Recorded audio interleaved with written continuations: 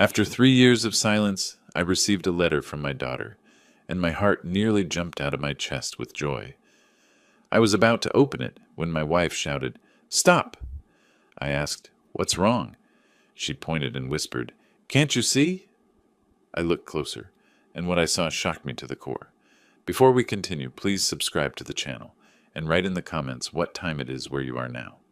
My hands trembled as I reached for the mailbox. Something about the white envelope on top made my pulse quicken before I even saw the handwriting.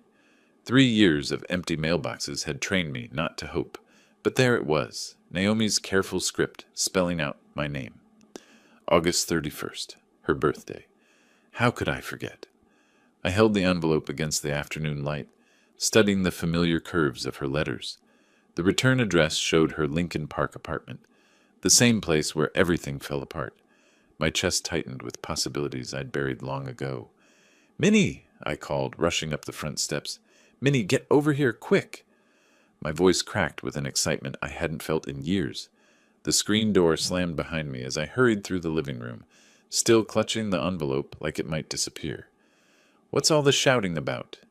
Minnie appeared from the kitchen, wiping her hands on a dish towel. Her gray eyes immediately found the letter in my grip. "Look at this." I held it up, watching her expression change from mild annoyance to surprise.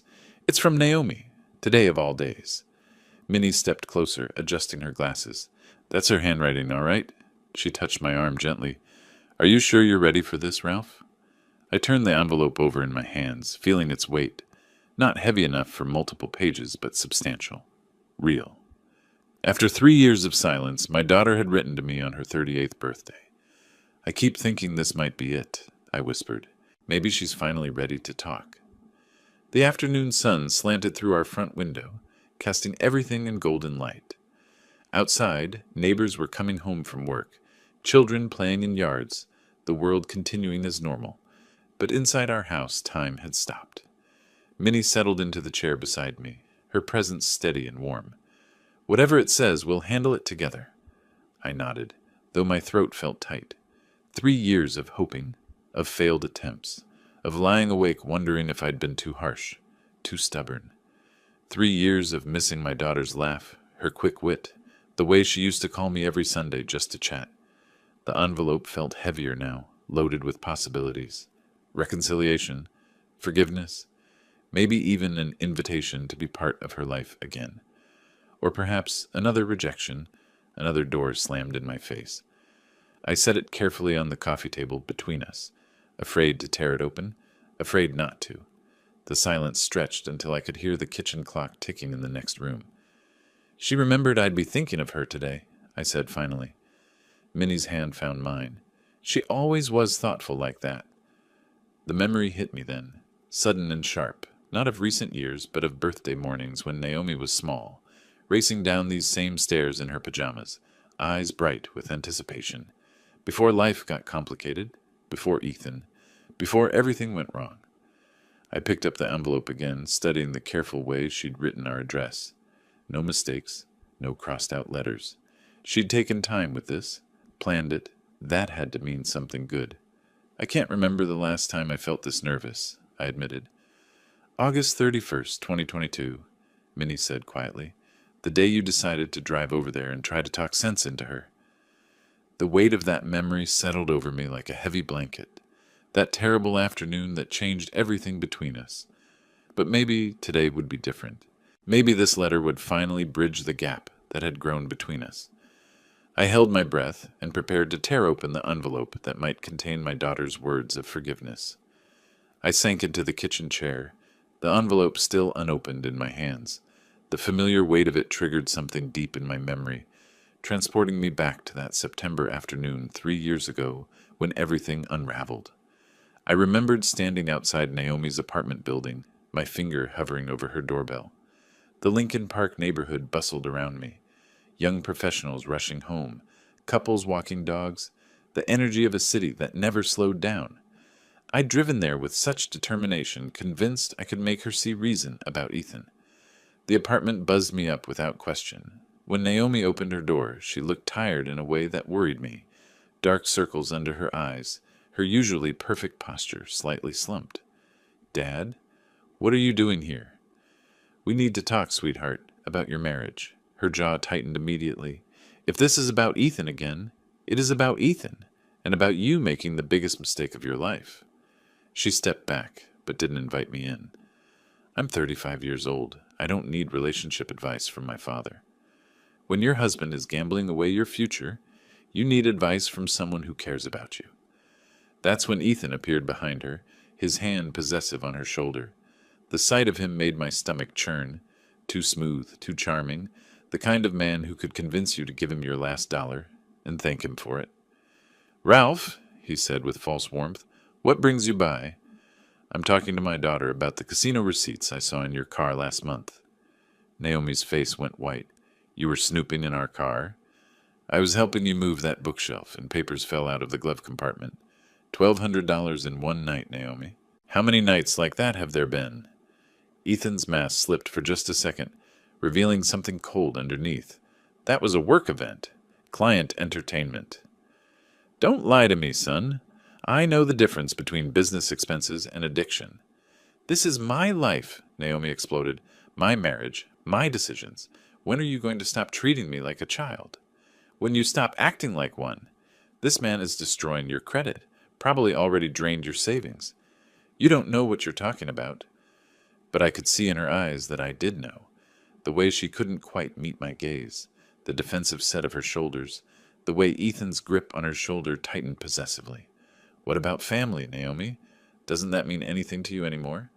"Family?" She laughed bitterly. "You mean the family that never accepted my choices? That questioned every decision I made? We questioned this one because we love you." "No, you questioned it because you can't control me anymore." Ethan stepped forward then, his voice silky with false concern. "Maybe it's time for some space, Ralph. Let Naomi make her own choices without interference." The manipulation was so smooth, so practiced. I watched my daughter's face as she absorbed his words, saw her building walls I'd never be able to scale. "He's right, Dad. I think you should leave." The words hit me like physical blows. "Naomi, please, just think about what I'm saying." "I'm thinking, and I'm choosing my husband over your suspicions." The door closed in my face with a soft click that echoed like thunder. I stood there for several minutes, hoping she'd change her mind, hoping the door would open again. It never did. Now, sitting in my kitchen 3 years later, I could still feel the weight of that rejection. The drive home had been the longest of my life. The memory of that closed door led me to remember everything that came after. 3 years of desperate attempts to bridge the gap that seemed to widen with each passing month. I'd started calling the next day, then the day after that. Voice messages that went unanswered, text messages that showed as read but never replied to. Minnie watched me wear a path in our kitchen floor, pacing with the phone pressed to my ear, listening to Naomi's recorded greeting over and over. "Hi, sweetheart, it's Dad. I just wanted to say I'm sorry about yesterday. Maybe we could grab coffee and talk things through. Call me back." She never did. By October, Ethan started answering her phone. "She doesn't want to talk to you, Ralph." "Let me hear that from her." "You heard it when you drove over here uninvited and upset her. Leave us alone." The line went dead. I tried driving to her apartment twice in November. The first time, Ethan met me in the lobby, his expensive suit and practiced smile making my working man's clothes feel shabby. "This has got to stop," he said, blocking my path to the elevator. "You're causing her stress." "I'm causing her stress? What about what you're doing to her bank account?" His smile never wavered, but his eyes went cold. "Careful, old man. Harassment is a serious charge." The second visit was worse. He met me at my car before I even reached the building. "I warned you," he said, pulling out his phone. "One more visit, and I'm calling the police. Naomi doesn't want to see you." Christmas was the hardest part. I'd always been the one to pick out Naomi's gifts, spending weeks finding exactly the right thing. That year I chose a beautiful leather journal, the kind she'd loved since college, with her initials embossed in gold. It came back unopened. "Return to sender," stamped across the package in red ink. My birthday cards came back the same way. Mother's Day flowers for Minnie, returned. Every attempt at connection bounced back like I was throwing stones at a brick wall. The final attempt came last spring. I'd heard through Nancy that Naomi's IT company had moved to a new building downtown. I took a sick day from work and waited in the lobby, hoping to catch her during lunch. When she appeared, walking with colleagues toward the revolving door, my heart nearly stopped. She looked thinner, tired, but still beautiful. Still my little girl. "Naomi!" She turned, and for a split second I saw something like longing in her face. Then it shuttered closed.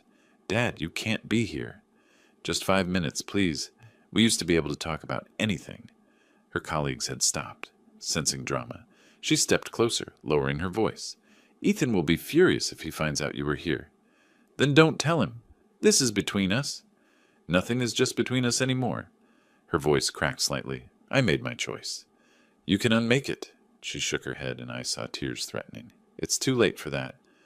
She walked away without looking back, leaving me standing in a corporate lobby, surrounded by strangers who pretended not to stare.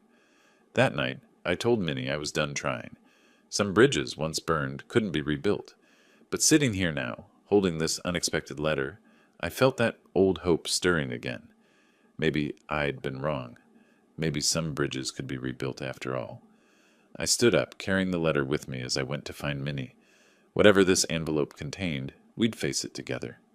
I walked back through the kitchen doorway, the envelope clutched against my chest like a treasure. Minnie sat in her favorite armchair by the living room window, afternoon sunlight catching the silver threads in her hair as she worked on her crossword puzzle. "Minnie?" My voice came out softer than intended, reverent almost. She looked up, pencil suspended midair. "Ralph, you look like you've seen a ghost." "Better than a ghost." I held up the envelope, my hand trembling slightly. "It's from Naomi. Today, of all days." The crossword book slipped from her lap as she stood. "Are you certain?" "Look at the handwriting, those careful loops, the way she crosses her T's." I brought the envelope closer so she could examine it. She remembered it's her birthday. She's thinking about us. Minnie adjusted her reading glasses, studying the address with the focused attention she'd once given to student papers. "It does look like hers," she said slowly, after all these years of silence. Maybe she finally understood that family is the most important thing. The hope in my own voice surprised me. Maybe Ethan's control isn't as strong as we thought. She reached for my free hand, squeezing gently. "Oh, Ralph, I've missed her so much." Her laugh, the way she used to call with every little triumph at work. Remember how proud she was when they promoted her to manager? Before he poisoned her against us. The old anger tried to surface, but I pushed it down. Today was about hope, not bitterness. But this letter changes everything. She reached out first. We stood there together, both staring at the envelope that might contain our daughter's words of forgiveness. The living room felt charged with possibility, like the air before a thunderstorm that promises to wash everything clean. "What do you think she says?" Minnie whispered. "Maybe she's pregnant. Wants to tell us about grandchildren." My imagination ran wild with possibilities. Or she left him. Realized we were right about his gambling. Or she just misses her dad. Minnie's eyes filled with tears. 38 years old today, and part of her is still our little girl who used to climb into bed with us during thunderstorms.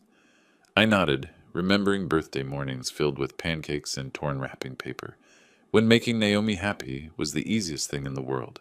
Before life got complicated, before we lost each other in a maze of pride and misunderstanding. "Whatever she says, we'll face it together," Minnie said, settling into the couch beside me.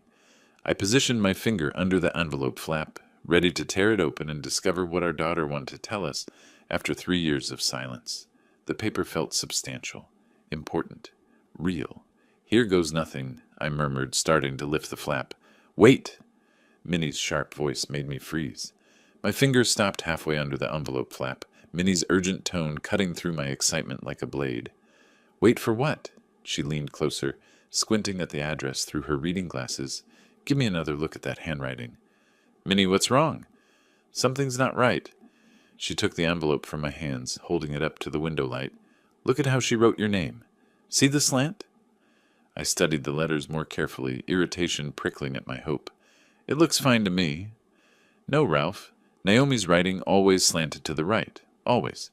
30 years of grading papers taught me to notice these things." Her finger traced the letters. "This slant's left. Maybe she's stressed. People's handwriting changes when they're upset. Not the fundamental slant. That's muscle memory. Minnie held the envelope at arm's length, then close again. And look at the pressure. Naomi has a heavy hand. She presses hard when she writes. These letters are too light. My chest tightened with a different kind of fear. You're imagining things. Am I? Look at this A in Ralph. Naomi makes her A's perfectly round, like little circles.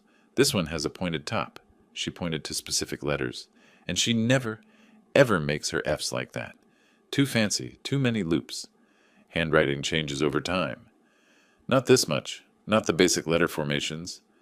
Minnie's voice carried the authority of someone who'd spent decades analyzing student work. This person is trying to copy her style, but getting the details wrong. I wanted to argue, to defend my fragile hope, but doubt crept in like cold water. The more I looked, the more the differences became obvious.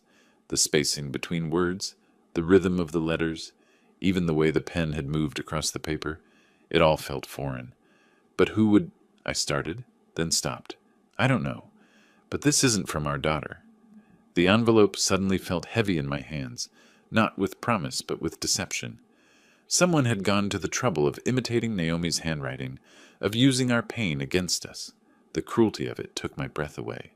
Maybe I'm wrong, Minnie said softly, seeing the devastation on my face. Maybe she learned to write differently, or... No. The word came out flat and dead. You're right. I can see it now. The careful hope I'd built over the past 10 minutes crumbled like a house made of cards. Someone's playing games with us. We sat in silence, the envelope lying between us, like evidence of our foolishness. Outside, children were coming home from school, their laughter drifting through the window, a sound that once would have reminded me of Naomi at that age. We have to open it, I said finally. We need to know what this is about.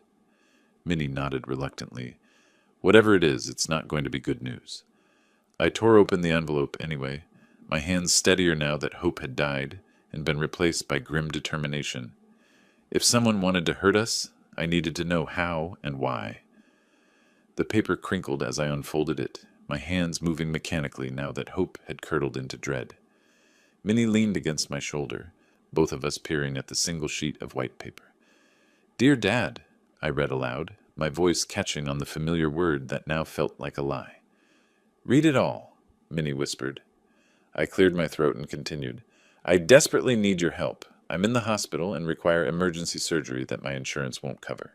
The doctors say I need $15,000 immediately, or I might not survive. Oh my, Minnie gasped. I know we haven't talked in years, but you're the only one I can turn to. Please don't let our past disagreements prevent you from saving your daughter's life. I need you to immediately transfer the money to my cryptocurrency wallet and wallet number. The random string of letters and numbers felt like gibberish in my mouth.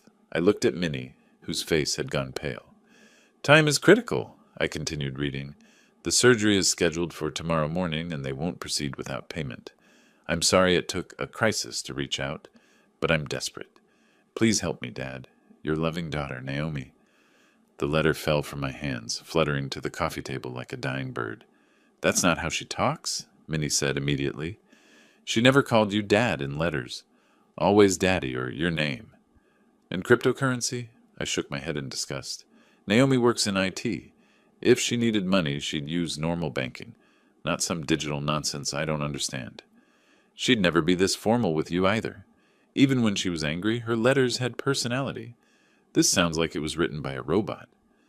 I picked up the letter again, scanning for any detail that might feel authentic. Nothing. No mention of her job, her life, no personal touches that would prove this came from my daughter. Just a generic plea designed to extract money from a desperate father. Who does this? My voice cracked with rage. Who targets grieving parents with fake letters from their children? Someone who knows about our situation? Minnie's analytical mind was working now, past the initial shock. They knew Naomi's name, our address, that we've been estranged. This isn't random. But how could they know to use her handwriting, to send it on her birthday? We stared at each other as the implications sank in. Someone had researched us, studied our family dynamics, crafted this deception specifically to wound us where we were most vulnerable. The violation felt almost physical. $15,000, I said, reading the amount again. They really thought we'd fall for this? You were ready to tear open that envelope with pure joy 5 minutes ago, Minnie pointed out gently. If I hadn't noticed the handwriting... She didn't need to finish. I would have believed every word, would have been calling banks and trying to figure out how to send cryptocurrency to save my daughter's life. The scammer had counted on my love, my guilt, my desperate need for reconciliation. I need to call Naomi, I said, standing abruptly. Right now. I need to make sure she's safe, that this isn't connected to something worse. Minnie nodded grimly. And we need to find out who did this. I walked to the kitchen phone, my hands shaking with a different kind of energy now, not hope, but fury. Someone had weaponized my love for my daughter, and I was going to find out who. The kitchen phone sat on the counter like an old friend, black receiver worn smooth from years of family conversations. I snatched it up, my fingers automatically dialing the number I'd memorized 3 years ago but never forgotten. Come on, Naomi, pick up. The phone rang once, twice, 3 times before her voicemail clicked on. That familiar voice, professional and distant now. Nothing like the warm daughter who used to call me every Sunday. Naomi, it's your father. Please call me back as soon as possible. It's important. I hung up and immediately dialed again, pacing across the linoleum floor while Minnie watched from the doorway. Same result. Voicemail again. Naomi, this is urgent. Something's happened and I need to talk to you right away. Please, sweetheart, call me back. The endearment slipped out before I could stop it, a remnant from when we still talked, when she still cared what her old man had to say. Third try. My hands were shaking now, whether from anger or anxiety I couldn't tell. Naomi, someone is using your name to try to scam us. They sent a fake letter asking for money, pretending to be you. I need to know if you're safe and if this is connected to something bigger. Call me immediately. I slammed the receiver down harder than necessary. She's not answering, I told Minnie, though that was obvious. Maybe she's at work. It's only 3:30 on a Saturday afternoon. Or maybe he won't let her answer calls from unknown numbers. The thought made my chest tighten. What if he screens all her calls, controls who she talks to? Minnie stepped closer, her hand gentle on my shoulder. Ralph, your blood pressure. You're getting worked up. Of course I'm worked up. Someone is targeting our family, using our pain to steal money, and our daughter won't even take a phone call from her father. The words came out bitter, 3 years of frustration boiling over. What are you going to do? I looked at the fake letter still lying on the kitchen counter, evidence of someone's cruelty and calculation. The cryptocurrency address seemed to mock me with its random string of letters and numbers, so impersonal, so cold. I'm driving over there. Ralph, no, you know how that ended last time. This is different. I'm not going to lecture her about her marriage. I'm going to warn her that someone is using her identity for fraud. I grabbed my car keys from the hook by the back door. She has a right to know someone is impersonating her. What if she doesn't believe you? What if she thinks you made up the letter as an excuse to contact her? The possibilities stopped me cold. Naomi was smart enough to consider that angle, suspicious enough after 3 years of silence to question my motives, but the alternative was doing nothing while someone used her name for criminal purposes. Then I'll show her the letter. Let her see the handwriting that isn't hers. The cryptocurrency scam, the generic medical emergency that doesn't match anything real about her life. I headed for the garage door. I can't just sit here knowing someone is targeting our family. Be careful, Ralph. Remember what the doctor said about your heart.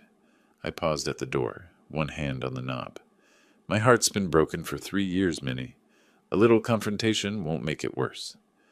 The afternoon sun hit me as I backed out of the driveway, Minnie's worried face visible in the front window. Traffic was light leaving Evanston, but I knew it would get heavier as I approached the city. 45 minutes to Lincoln Park. 45 minutes to figure out what I was going to say to the daughter who'd chosen her husband over her family, who'd refused every attempt at reconciliation, who might slam the door in my face the moment she saw me standing there.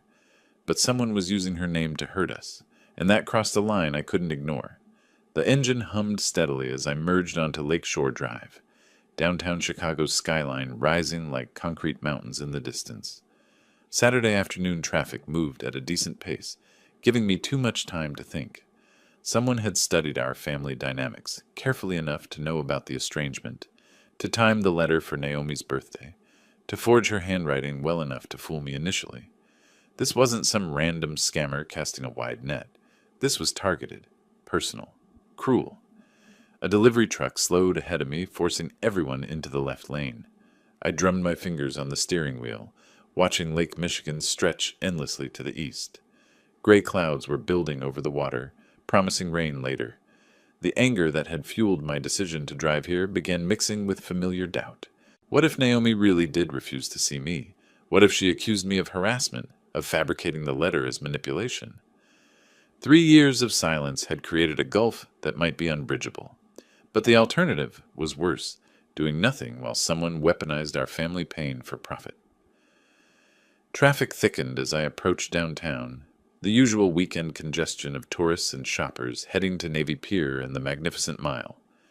I took the North Avenue exit, winding through streets that grew progressively more upscale as I entered Lincoln Park. Naomi's neighborhood represented everything she'd achieved without us: professional success, financial independence, a life carefully constructed to exclude the parents who'd raised her.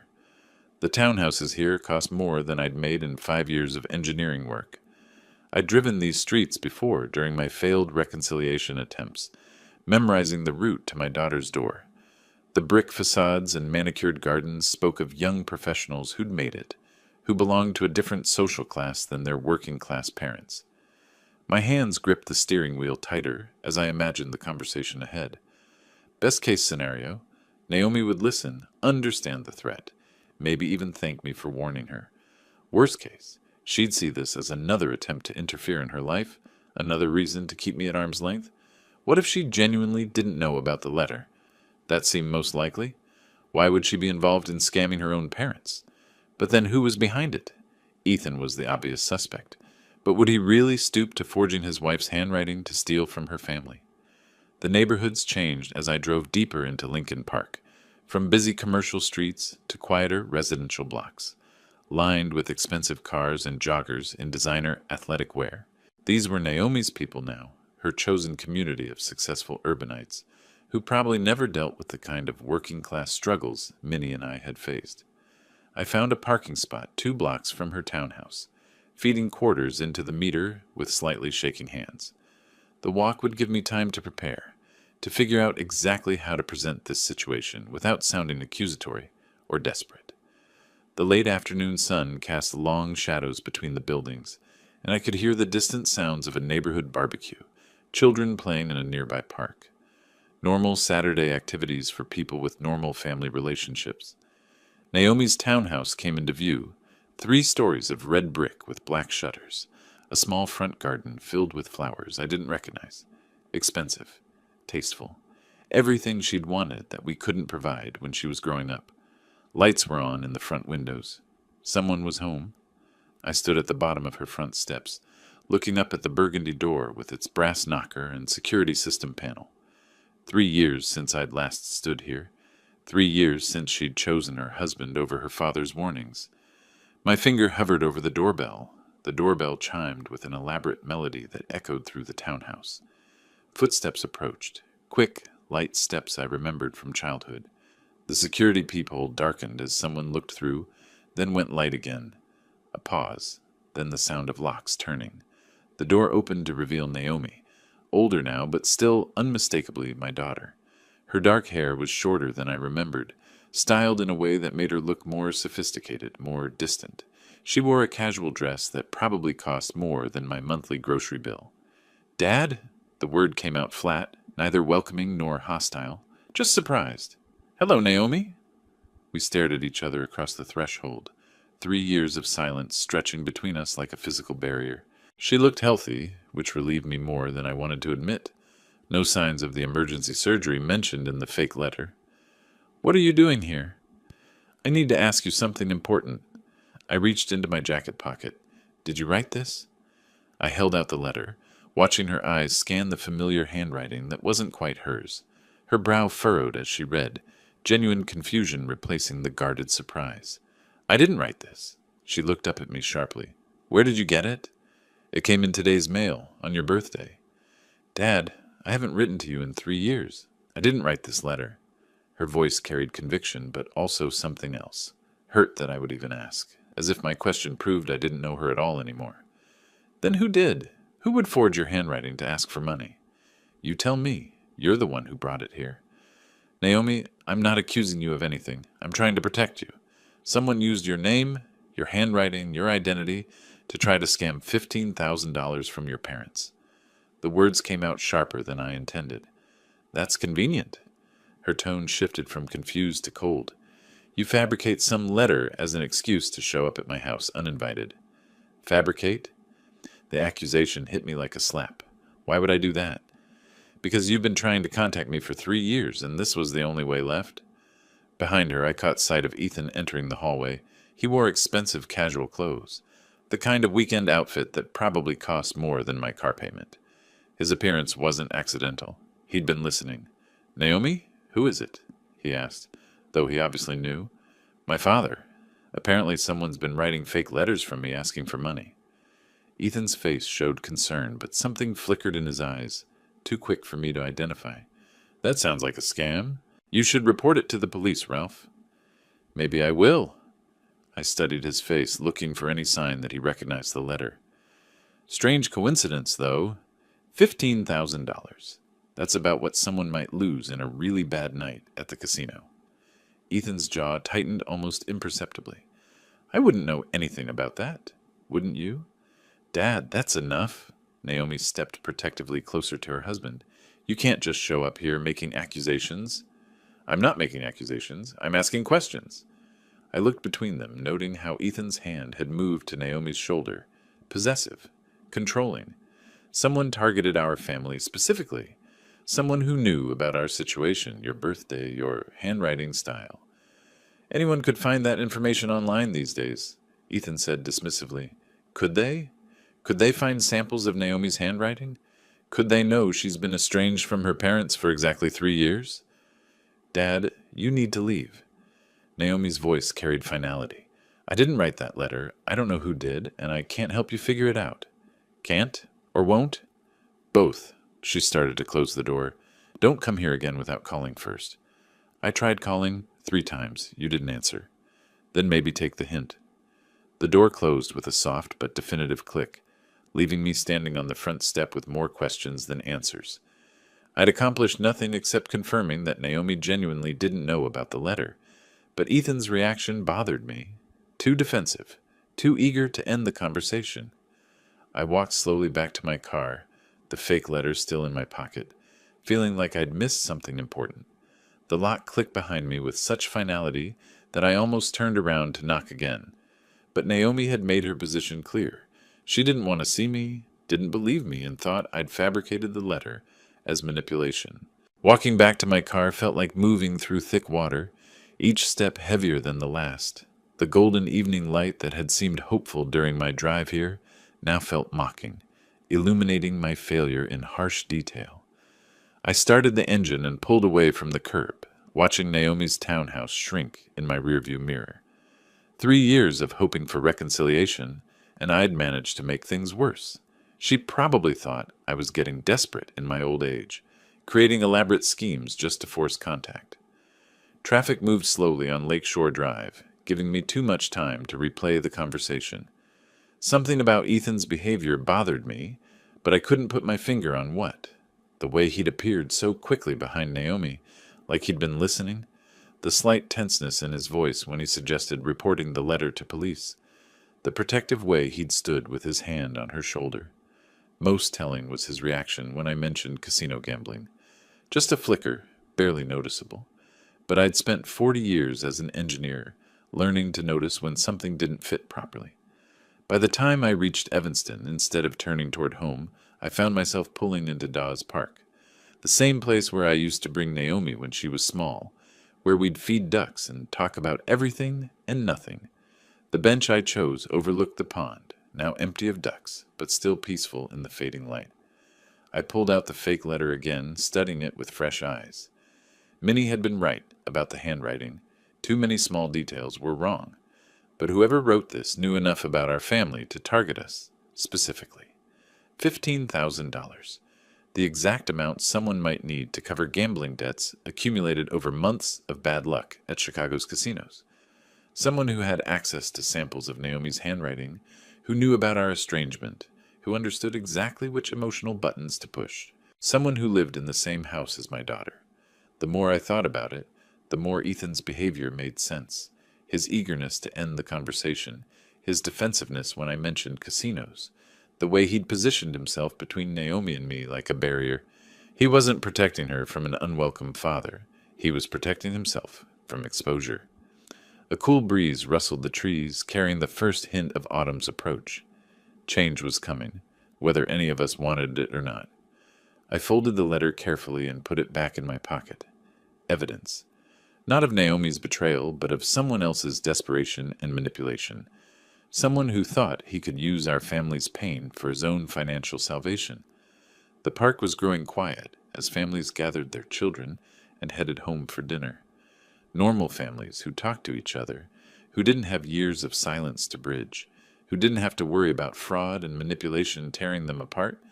But we weren't a normal family anymore.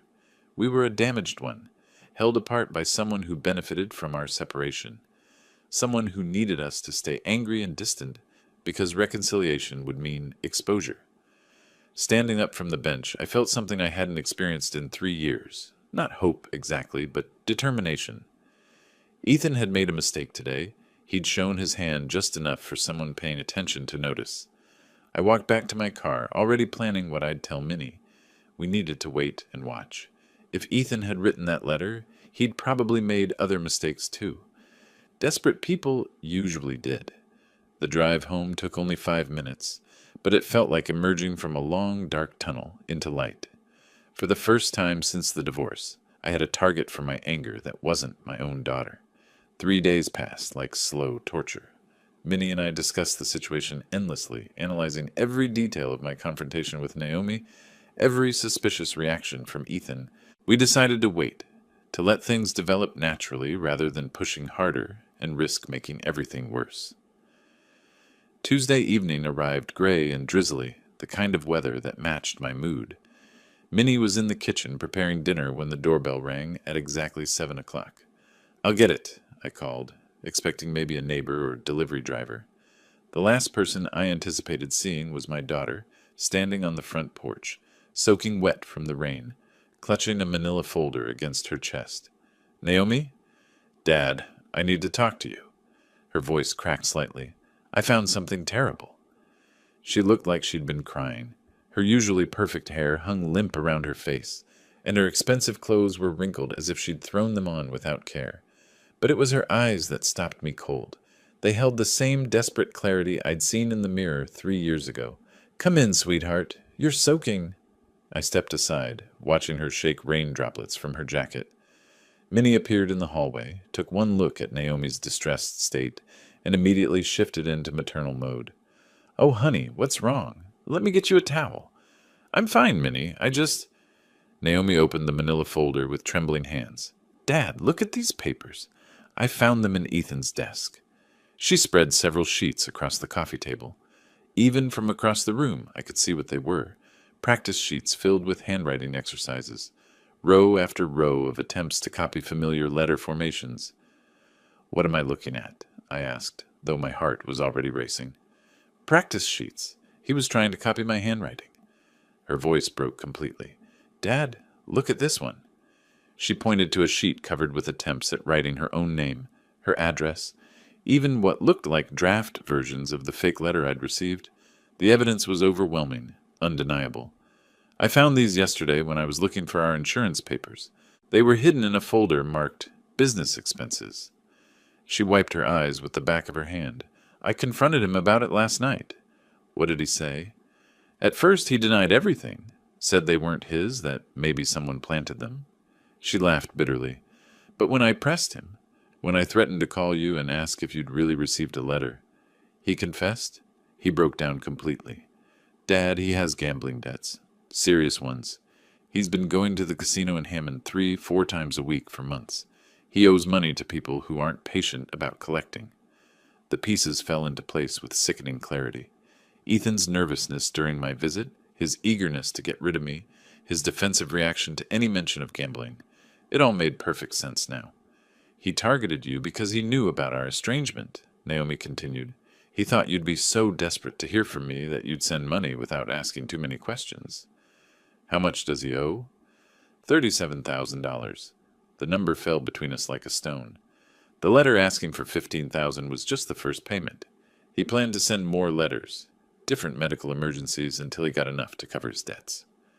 I sat down heavily, the full scope of Ethan's manipulation finally clear. He hadn't just been a bad husband. He'd been systematically using our family's pain for his own criminal purposes. Dad, I'm so sorry. Naomi's tears started flowing again. You were right about him 3 years ago. You tried to warn me, and I chose him over you. I let him convince me that you were trying to control my life when you were actually trying to protect me. Sweetheart? No, let me finish. I should have listened to you. I should have seen the signs. You and Minnie are the only people in the world who would never lie to me or hurt me, and I threw that away because a manipulator told me I should. Minnie moved to sit beside her on the couch, wrapping an arm around her shoulders. The important things that you found out the truth. I'm filing for divorce, Naomi said firmly. Tomorrow. I can't stay married to someone who would try to steal money from my parents by pretending to be me. I looked at my daughter, really looked at her for the first time in 3 years, and saw not the defensive woman who'd shut me out, but the strong, intelligent person Minnie and I had raised. She'd been manipulated and isolated, but she hadn't been broken. Can you forgive me? She whispered. I didn't trust my voice to answer, so I just held out my arms. She fell into them like she was 12 years old again, and for the first time in 3 years, my family was whole. Come on, both of you, Minnie said, standing up and smoothing her apron. Let's sit down properly and talk about this over a meal. I was just making pot roast. There's plenty for 3. We moved into the kitchen together, and I watched Minnie automatically set a third place at our small table. The simple domesticity of the moment, plates and silverware, the smell of dinner, my daughter sitting in the chair she'd occupied as a child, felt like a miracle. I can't believe I let him isolate me from you for so long, Naomi said, accepting the plate Minnie placed before her. He was so subtle about it, always finding reasons why I couldn't visit, why phone calls were inconvenient, why you two were trying to manipulate me. Professional manipulators are good at their work, I said. Don't blame yourself for being deceived by an expert. But the signs were there. The secrecy about money, the way he controlled my schedule, how he always had an explanation for why my family was the problem. She pushed food around her plate absently. He made me believe that choosing him meant proving my independence. I reached across the table and covered her hand with mine. The important thing is that you saw through it eventually. I should have seen through it 3 years ago when you tried to warn me. Should have, could have, would have. Minnie's voice carried the practical wisdom of decades. None of that matters now. What matters is moving forward. I stood up and walked to the kitchen drawer where I kept matches. Speaking of moving forward, there's something we need to do. I pulled out the fake letter, now wrinkled from being carried around for days. This thing has caused enough damage to our family. Understanding immediately, Naomi nodded. We moved to the kitchen sink, all 3 of us crowding around the basin. I struck a match and held the flame to one corner of the letter. The paper caught quickly, curling and blackening as it burned. Good riddance, Naomi whispered, watching the last traces of Ethan's deception wash down the drain. With the letter destroyed, Minnie disappeared into the living room and returned carrying a thick photo album, the one filled with pictures from Naomi's childhood. She opened it to a page showing a gap-toothed 8-year-old Naomi at a Cubs game, grinning between her parents. Remember this day? Minnie asked. You insisted on getting a hot dog at every inning. And Dad kept buying them for me, even though I only ate half of each one. Naomi laughed, the first genuine laughter I'd heard from her in years. We spent the next hour looking through photos, remembering birthday parties and Christmas mornings, family vacations and quiet Sunday afternoons. Each picture was proof that we'd been a loving family once, that the bonds between us were stronger than any manipulator could permanently break. I've missed this so much, Naomi said, touching a picture of herself at 16, rolling her eyes at something I'd said. I've missed having parents who actually cared about my well-being instead of what they could get from me. You'll always have that, I said firmly. No more years of silence. We stay in touch from now on, no matter what. Never again, she promised. And Dad, I want to write you a real letter. Next week, when things settle down. A real letter in my real handwriting, telling you everything I've wanted to say for 3 years. The contrast was perfect. From fake communication designed to steal money to genuine connection meant to rebuild love.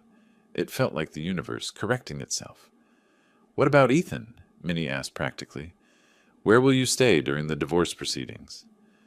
I've already moved out, Naomi said. I'm staying at a hotel for now, but I was hoping... She looked between us uncertainly. Could I maybe stay in my old room for a few weeks, just until I find my own place? Sweetheart, this is your home, I said. It always has been. We just lost you for a while. As we cleaned up the dinner dishes together, the three of us moving around the kitchen in comfortable synchronization, I marveled at how quickly the natural rhythms of family life reasserted themselves. It was as if the 3 years of separation had been a bad dream, dissolved by truth and honesty. Later, as Naomi settled into her old bedroom, I stood in the doorway watching her organize her things. She looked younger somehow, freed from the weight of maintaining a marriage built on lies and manipulation. Thank you for not giving up on me, she said quietly. Never, I replied. Family doesn't give up. That's what makes it family. Outside, rain continued falling, washing the world clean for tomorrow. If you liked this story, please like this video, subscribe to the channel, and share your impressions of this story in the comments. To listen to the next story, click on the box on the left. Thank you for watching.